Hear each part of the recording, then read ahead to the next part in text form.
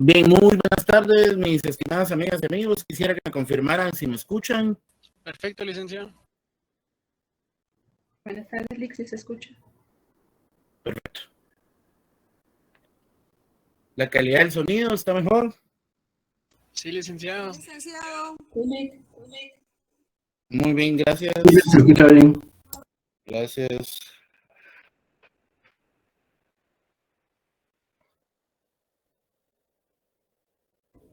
Buenas tardes, licenciado. Buenas tardes.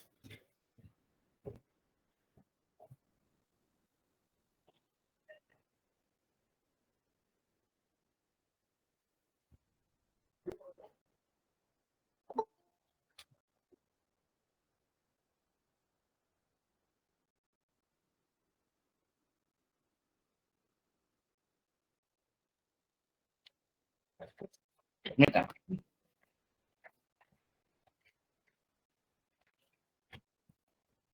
Le manda el link de una vez. Eso no, seguro. 100%.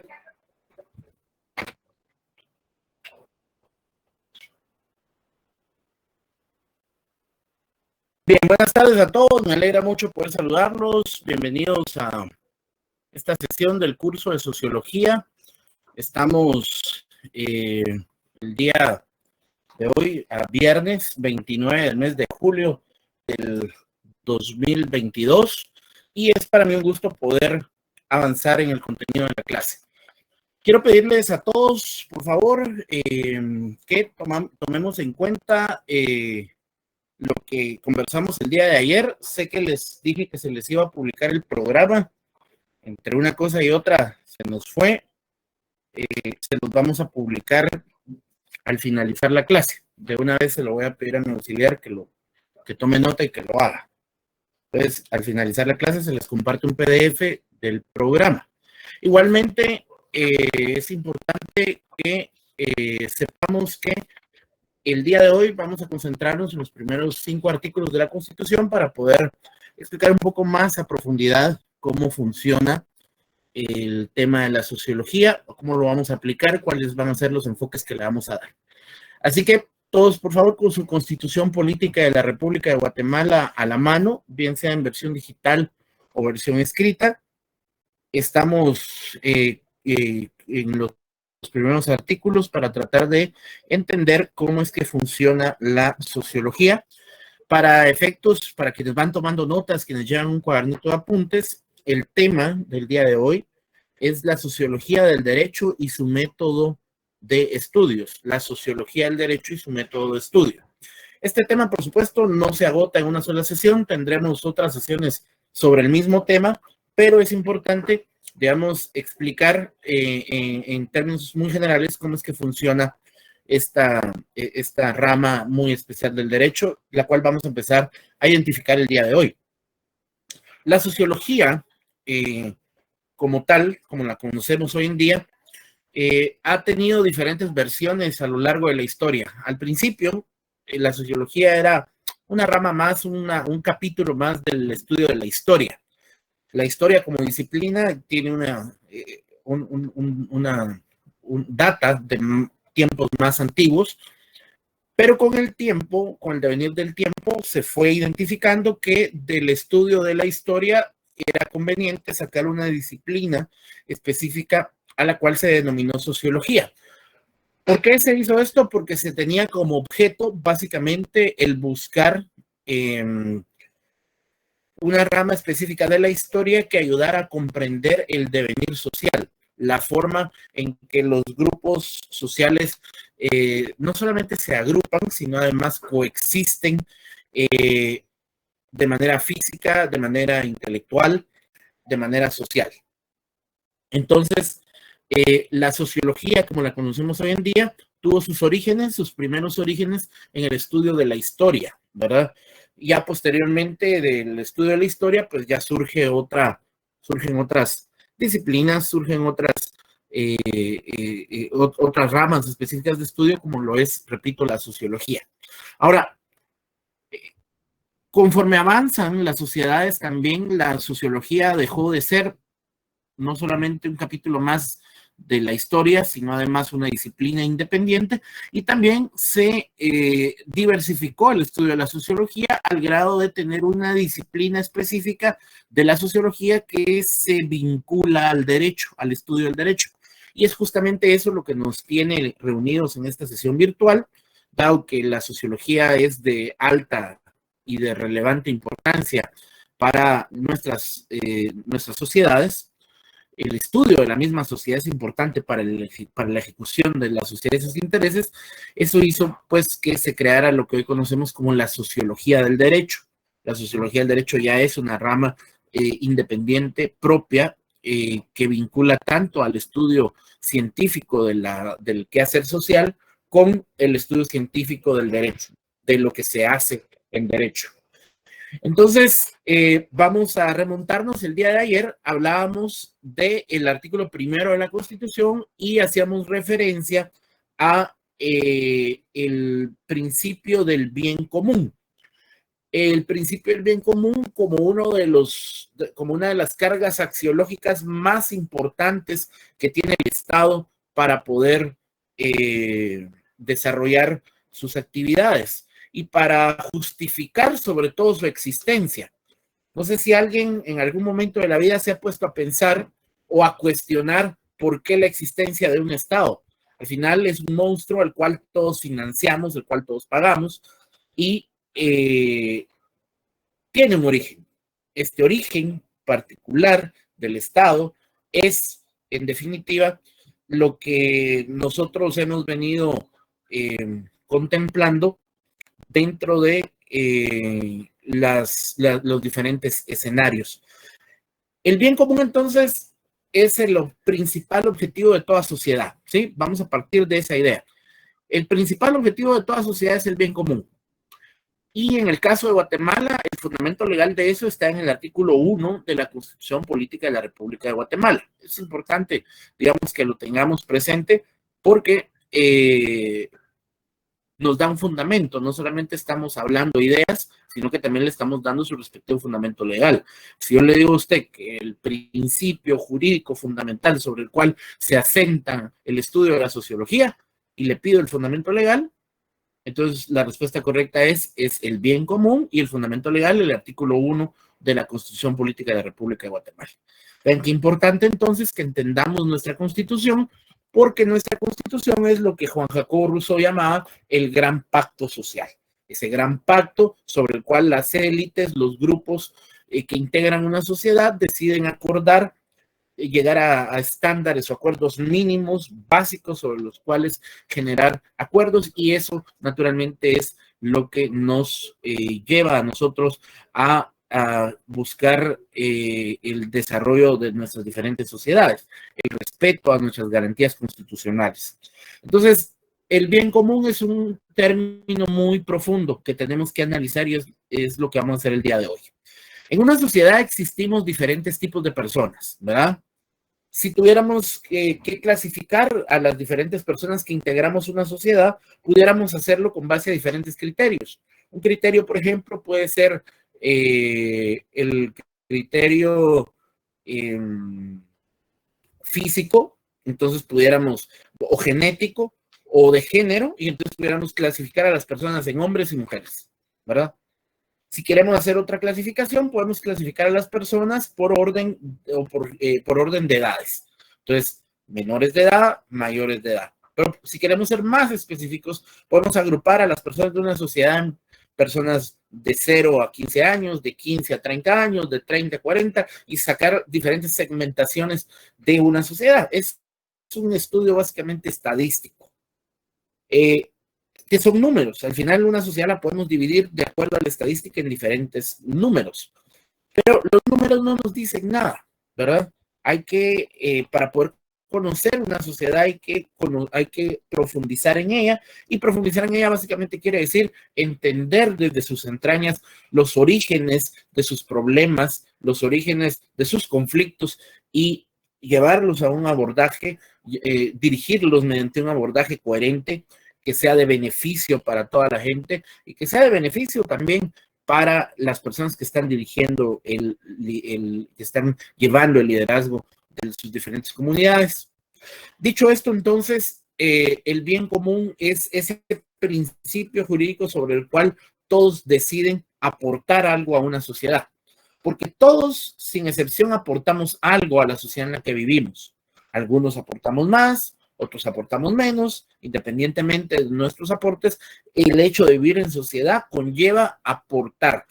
Pero no solamente aportamos recursos materiales cuando pagamos impuestos, cuando pagamos el impuesto de circulación, la famosa calcomanía que, por cierto, hay que pagar ya para el impuesto de vehículos, el IVA que pagamos con todos los consumos que hacemos diariamente.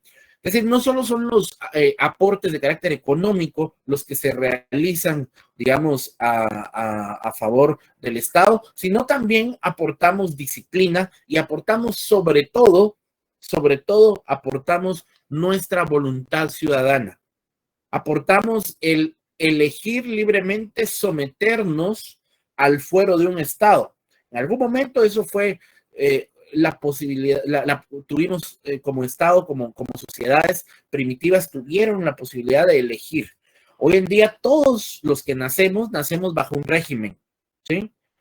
Y si bien es cierto, tenemos una serie de derechos que podemos elegir, hay uno al cual no podemos renunciar y es, por ejemplo, la nacionalidad.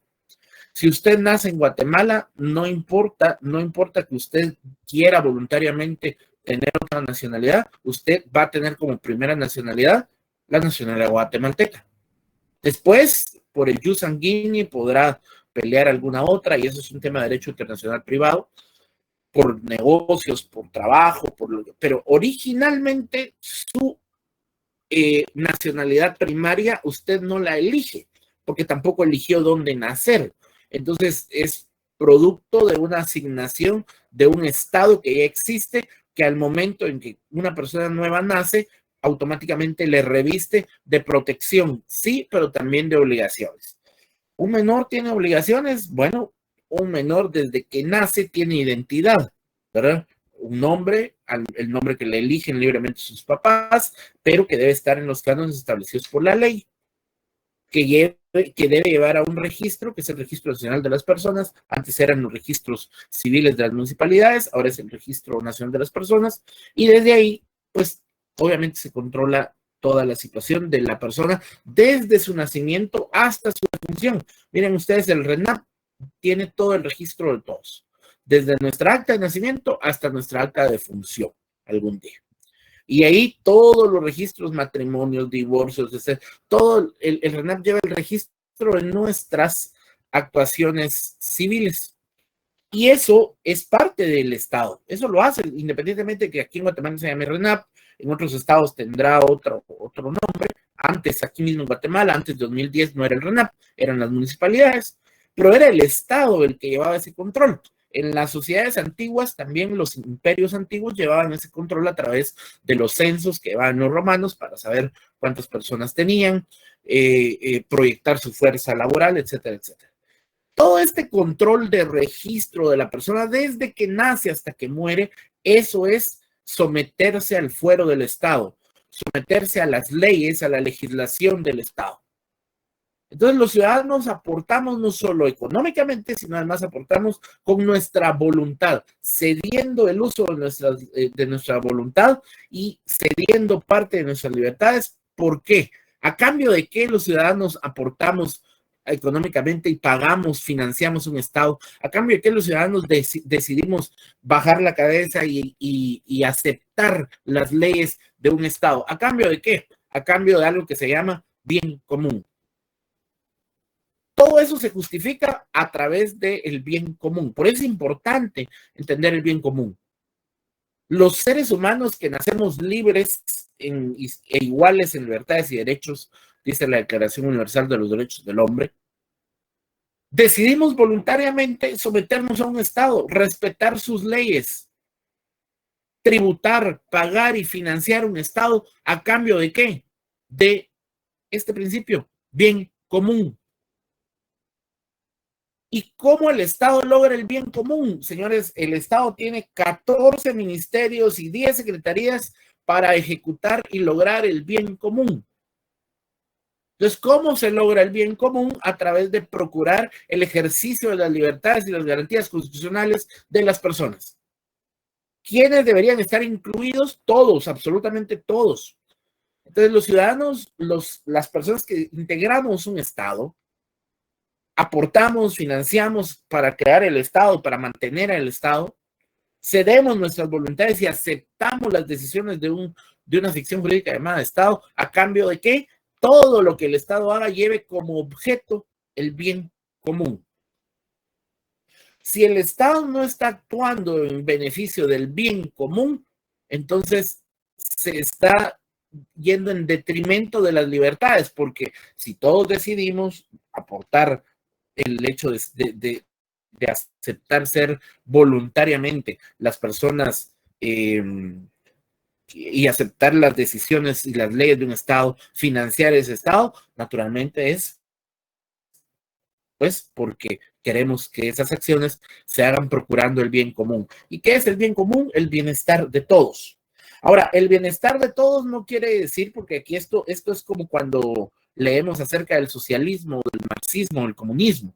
O sea, no se puede, no hay, es imposible, hay imposibilidad material de que el bien común sea el bien de todos, para todos, en todo momento.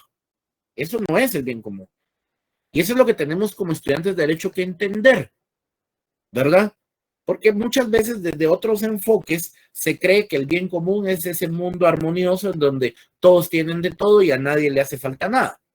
No, el bien común es acercar a las partes que integran, a las élites que integran un Estado y procurar el bien básico de todos.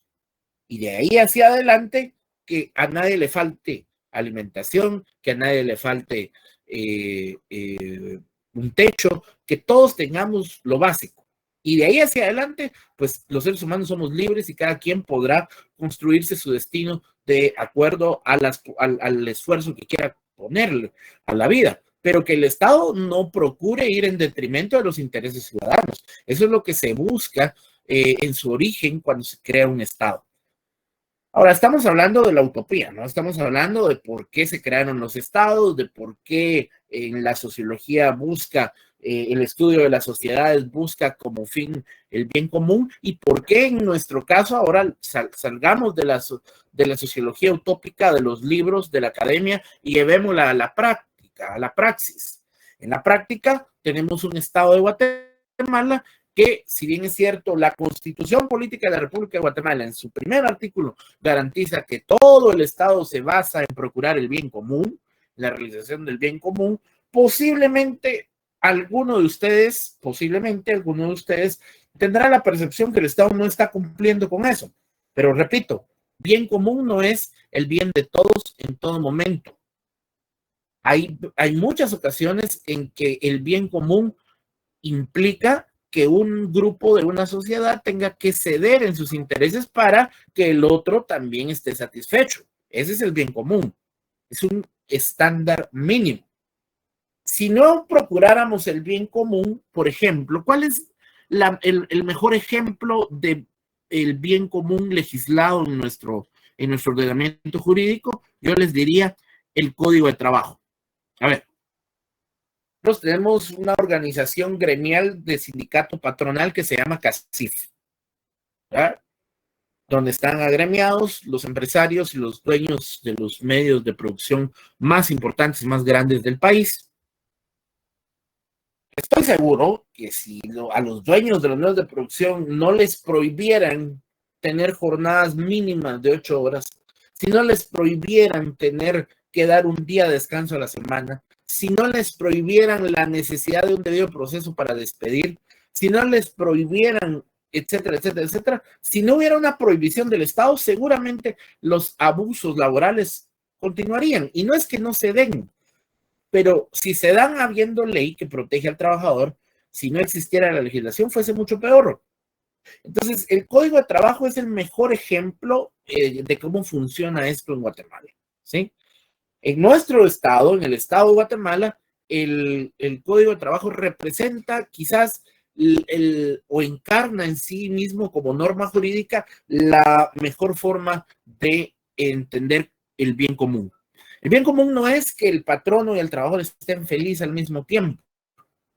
El bien común es que tal vez a regañadientes el patrón no tenga que pagar horas extras, pero lo hace. No lo hace feliz, pero lo hace, porque lo tiene que hacer. Y si no lo hace, entonces le asiste el derecho al trabajador de plantear su demanda para pedir el cobro de las horas extras y un juez laboral tendrá que ordenar el pago. Y si no quieren pagar, el juez laboral puede incluso embargar los bienes del patrono para garantizar el pago del trabajador. O sea, lo que pasa es que sí hay un mecanismo legal para hacer valer nuestros derechos y nuestra legislación. Pero eso es hoy, en el año 2022. Eso ha costado mucho tiempo. A la sociedad guatemalteca en particular le tomó mucho tiempo llegar a este estándar, a estos estándares mínimos de respeto y de garantías laborales, que fue justamente hace 80 años, más o menos, 80 años en 1945 a 1954, bajo los gobiernos de la primavera democrática en el país, donde se aprobó toda esta legislación laboral, que se ha mantenido a pesar de que después de la primavera en Guatemala hemos tenido cantidad de gobiernos militares, triunviratos, etcétera, etcétera. Como sociedad hemos logrado defender las conquistas laborales. Y digamos, en la práctica, por supuesto que siguen habiendo muchas situaciones de patronos que no pagan, pero también es cierto que hay muchos juzgados a la orden de los trabajadores para que los trabajadores vayan a defender sus derechos. Sí, es que son procesos que llevan 5 años, sí, pero al final se cumple. Pregúntele a 3, 4 generaciones hacia atrás si ellos les asistían ese derecho y no van a decir que no. O sea, como sociedad hemos mejorado, que a veces no se quiera ver, eso es otro tema, pero se ha mejorado. Tenemos las herramientas. La educación hoy en día está más a la mano. La Universidad de San Carlos sigue recibiendo mucha gente para prepararla, para que gente como ustedes se prepare y haga un mejor país en el futuro. Pero como sociedad, naturalmente, estamos enfocados en buscar el bien común. Entonces, repito, el bien común no es la felicidad total, el bien común no es ese mundo de caramelo, no es ese paraíso que utópicamente muchos novelistas, digo novelistas porque no son autores serios, muchos novelistas tratan de describir el bien común como un estado en donde a nadie le hace falta nada, y no es así. El bien común es básicamente el principio que le da lo básico a todos, busca darle lo básico a todos para que de ahí hacia adelante todos tengan la oportunidad de construir su futuro. ¿Qué es el bien común? Que todos tengan sin restricción acceso a la educación. Algunos van a estudiar y otros no, algunos no van a querer estudiar. Van a tener la oportunidad de estudiar y no lo van a querer hacer. Bueno, fue decisión de ellos. Y otros sí van a aprovechar la oportunidad, como ustedes, que mírense dónde están ya están en el 2º año de la universidad. Ahora, ¿qué estamos haciendo, digamos, dentro de todo esto y por qué estoy hablando de esto? Porque es importante entender realmente qué es el bien común. Les repito, el bien común no es el bien de todos en todo momento. Hay ocasiones en que incluso hay que hacer turnos. Hay muchas ocasiones en las que incluso hay que hacer turnos, en el sentido de que algunas élites tienen que ceder, algunas élites tienen que ceder en algún momento para que otras élites puedan avanzar, ¿verdad? Eso lo vimos mucho en la época del conflicto armado interno. Tal vez si hay personas mayores conectadas que pertenezcan a esas generaciones, habrán vivido en su niñez, en su adolescencia, en su juventud, digamos, esa época de la guerra, del conflicto armado interno, y tendrán muy presente que esa conflictividad interna que teníamos obedecía precisamente a que los grupos guerrilleros, muy a su manera, buscaban procurar el bien común, pero muchas veces no se enfocaba ni por los grupos guerrilleros ni por los grupos militares de ambas partes, no se enfocaba bien el bien común, porque ambos bandos estaban tan comprometidos en hacerse daño el uno al otro que olvidaron el bien común. Y al final el bien común es que cualquiera de las dos partes en algún momento tenga que ceder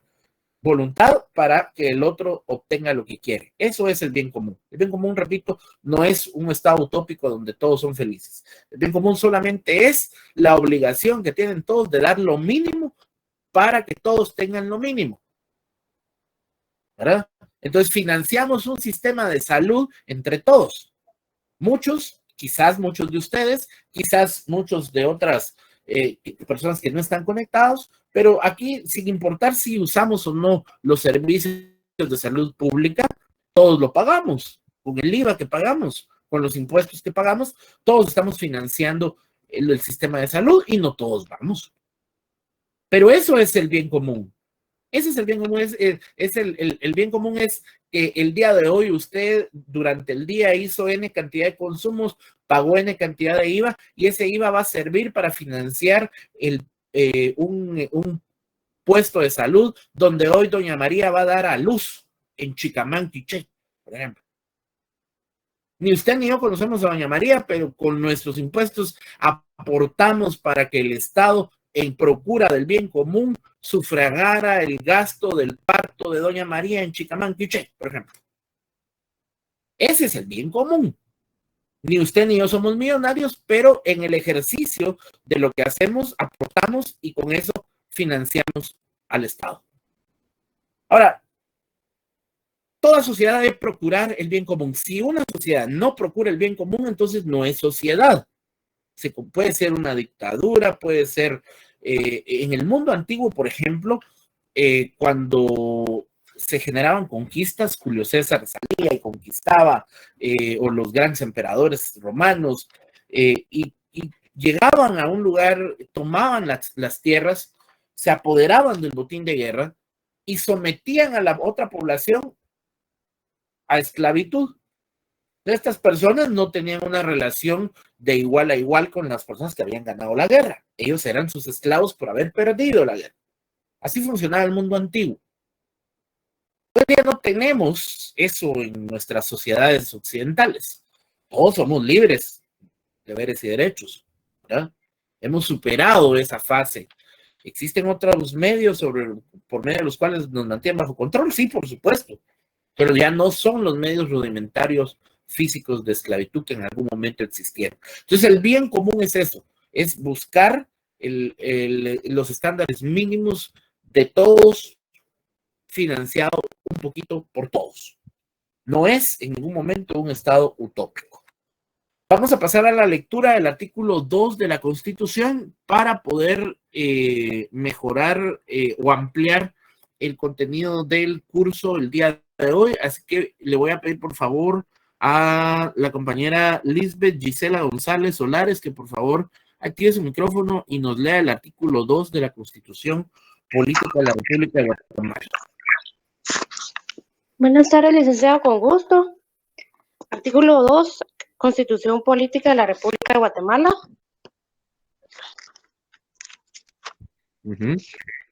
Permítame, licenciado. Deberes del Estado.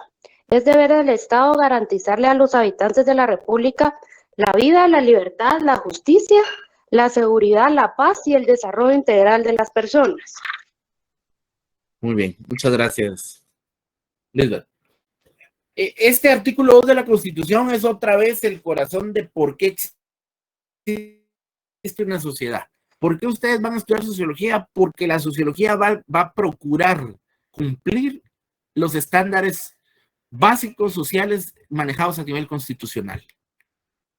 Los primeros 5 artículos de la Constitución Política de la República de Guatemala tienen en esencia lo que motivó a los constituyentes a redactar, valga la redundancia, esta Constitución Política de la República de Guatemala. Y es que toda la parte social o el motivo del por qué, la parte más profunda de valores, más intrínseca, está precisamente en estos 5 artículos. La parte más fundamental de la Constitución son estos primeros 5 artículos. Vean, si ya en el primer artículo hablábamos del bien común, el artículo 2 desarrolla más ampliamente cómo se llega a ese topos uranus llamado bien común. Dice, como acertadamente decía la compañera, el artículo 2, deberes del Estado, es deber del Estado garantizarle a los habitantes, subrayen la palabra habitantes, no dice ciudadanos, dice habitantes. La palabra habitante quiere decir que el Estado está obligado a garantizar esto que dice el artículo 2, no solo a los ciudadanos guatemaltecos. O sea que si tengo un amigo venezolano en tránsito en Guatemala, le aplica el artículo 2. Y un amigo norteamericano en Guatemala le asiste el artículo 2. Dice habitantes, ¿ya? Y si tengo un menor de edad, artículo 2. Entonces, el concepto de habitante es todo aquel que esté habitando, valga la redundancia, que tenga presencia física en el lugar, en el estado de Guatemala.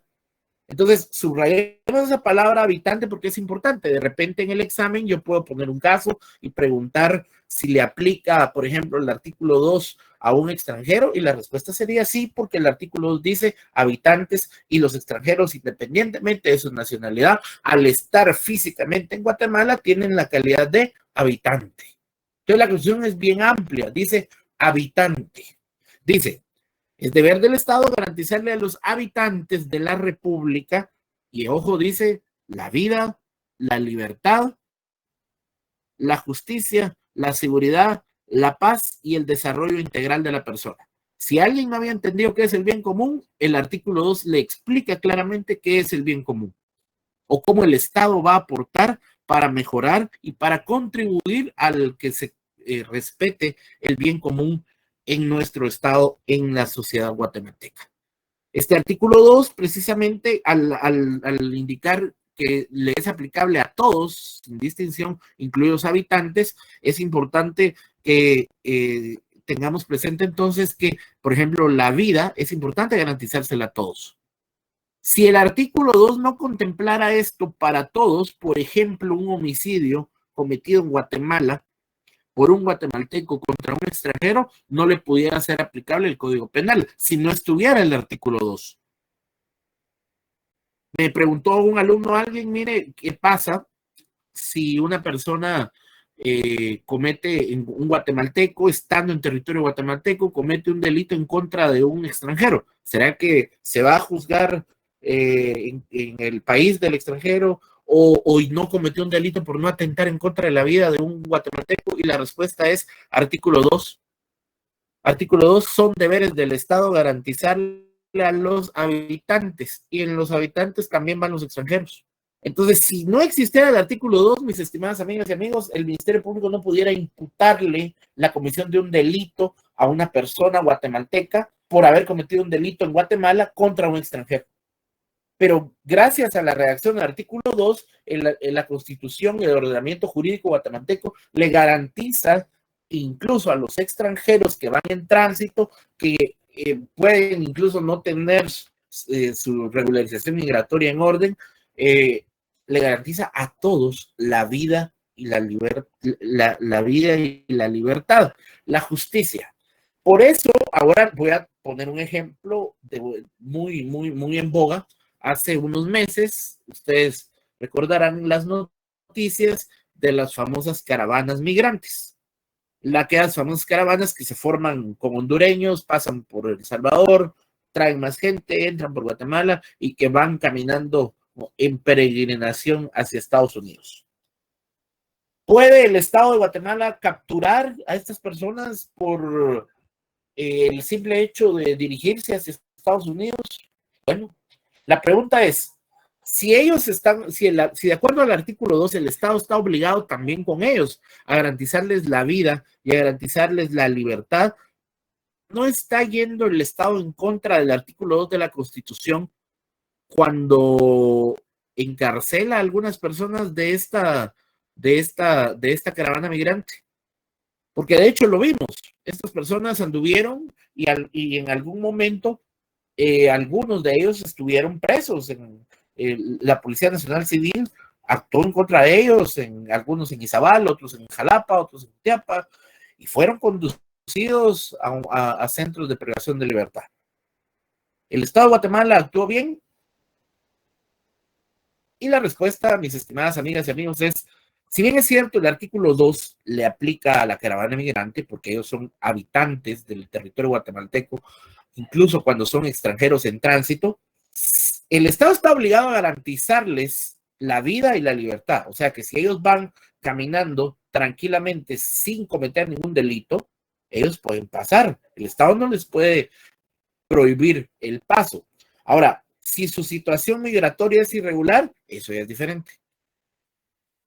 Porque si hay una persona extranjera con una situación migratoria irregular, el Estado puede proceder en contra de esa persona, pero no por eso está yendo en contra del artículo 2. El artículo 2 está protegiendo a aquellos extranjeros que hacen bien las cosas, que no cometen delitos y que a pesar de eso, eventualmente pueden ser objeto de algún vejamen en Guatemala. Ahí sale el Estado y lo protege. Pero si el extranjero viene conflictivo, tapa carreteras, quiebra vidrios de carros, agrede a policías, pues el Estado tiene que actuar en defensa de sus ciudadanos y entonces puede proceder en contra de estas personas. Eso es importante que lo tengamos presente ahora que estamos tratando de entender cómo funciona el bien común y cómo es que se maneja estos deberes del Estado. Además, recuerden, cada vez que el Estado otorga o concede, reconoce un derecho, también apareja una obligación contigua por parte de la persona que está recibiendo ese derecho. Bueno, vamos a darle la palabra a Gerson Miguel Matías, que está levantando la mano. Adelante, Gerson.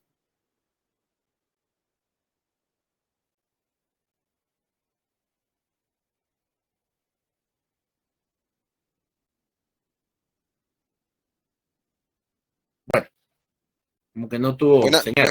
Buena tarde. ¿Me logra escuchar? Hasta ahora sí. Pues sí, Ahora sí. Disculpe. Yo tengo una pregunta con este artículo 2 de lo que hablaba de los migrantes.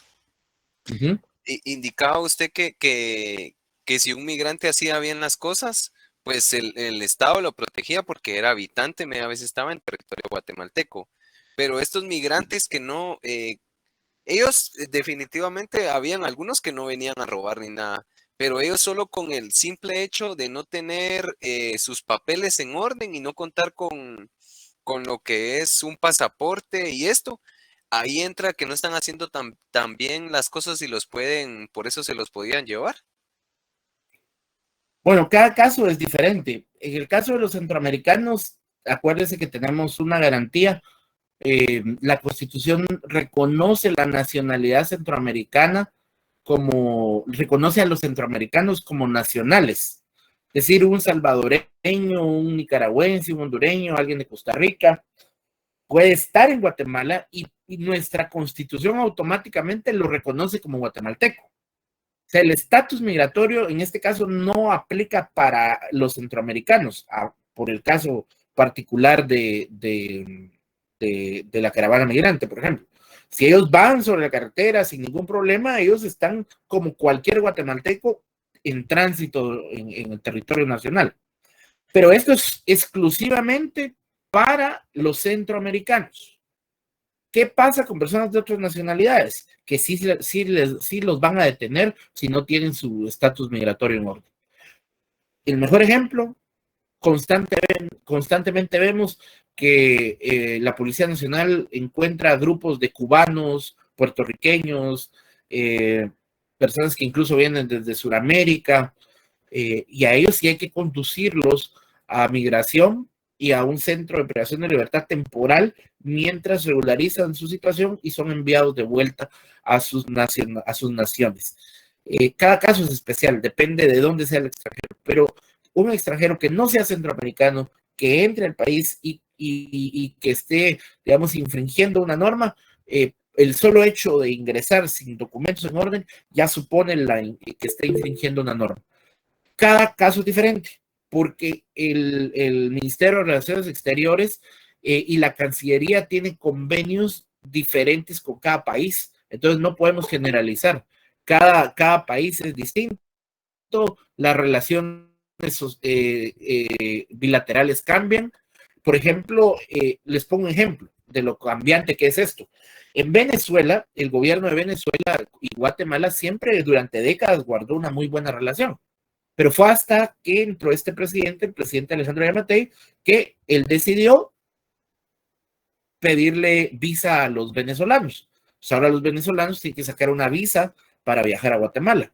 Los colombianos, por ejemplo, no necesitan una visa, solo necesitan el pasaporte y pasar por el control de registro migratorio, nada más.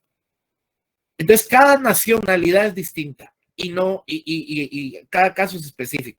Lo que aquí tenemos que entender es que los extranjeros que no infrinjan leyes guatemaltecas, empezando por su estatus migratorio, que sería la primera ley que no deben infringir, están amparados y protegidos por el artículo 2 constitucional. Bueno, había visto otra mano levantada, pero ya no la vi levantada. Vamos a continuar entonces, artículo 3. Veamos, bien, sí tengo una mano levantada. Adelante, Daisy Paola. Buenas tardes, licenciado. Solo con una consulta, ¿verdad? De sobre esto, sobre los inmigrantes, porque una vez tuve una experiencia así similar, ¿verdad? Donde iban personas así como hondureños, colombianos, creo que también por el acento que tenían me pude dar cuenta. Y hubo como un retén donde la policía los quiso bajar y pidiendo los documentos, que hasta dónde, entonces yo me entró la duda sobre hasta dónde puede llegar la policía con estas personas, si las detienen o qué es lo que hacen al bajarlas o qué solicitan para que puedan seguir. La Policía Nacional Civil de Guatemala está llamada a mantener el orden y tiene el derecho y la obligación de pedirle a todos los habitantes del país, habitantes que estén en tránsito, a que se identifiquen. Cuando es un guatemalteco, presenta su DPI, punto. Si es una persona que no es guatemalteca, presentará su pasaporte. Si no presenta pasaporte y si no presenta DPI y además el agente de policía tiene los suficientes indicios para considerar que la persona es extranjera, entonces la obligación del policía, del agente de policía, es remitirlos al Instituto de Migración. Hay un Instituto de Migración. Ahí le verificarán su estatus, ¿verdad? Verificarán si es nacional o no, si es extranjero, y verificarán si este extranjero entró legalmente o no al país. Dependiendo, algunos, como les repito, hay países que no necesitan nada para venir hay ciudadanos de países que no necesitan nada para venir a Guatemala, y hay otros que sí. Entonces, ya será el Instituto de Migración el que determine la situación jurídica de las personas. Bueno, si el estatus está en orden, entonces la persona continuará su tránsito. Si no está en orden, pues ya se remitirá al órgano jurisdiccional que corresponda. Alejandro Rodríguez. Licenciado, buenas noches. Buenas noches.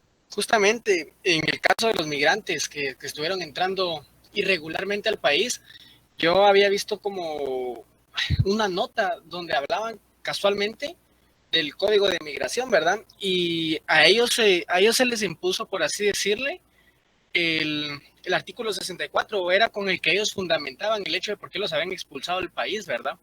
Que en el caso de ellos era por haber entrado de manera irregular, y en el caso de los que cometieron delito, el mismo Código de Migración, creo que es el que dice que si una persona extranjera comete delito en tierra guatemalteca, ¿verdad? Será procesado con las leyes penales del país. En ese caso yo creo que por eso fue que a muchos de los migrantes fue que se detuvieron, porque entraron de manera ilegal. No dijeron a dónde iban ni por cuánto tiempo iban a estar, porque normalmente cuando uno entra a otro país es de las primeras cosas que preguntan: ¿a qué va? ¿Cuánto tiempo va a estar? Y obviamente, posiblemente no van a dar un documento de identificación como tal, pero uno debe llevar los documentos de identificación de su país, y es la hoja que le dan a uno donde autoriza de entrar tantos días al país, y si uno sale después de esos días cobran multa, ¿verdad? En el caso de los migrantes fue porque entraron por otro lado, ¿verdad?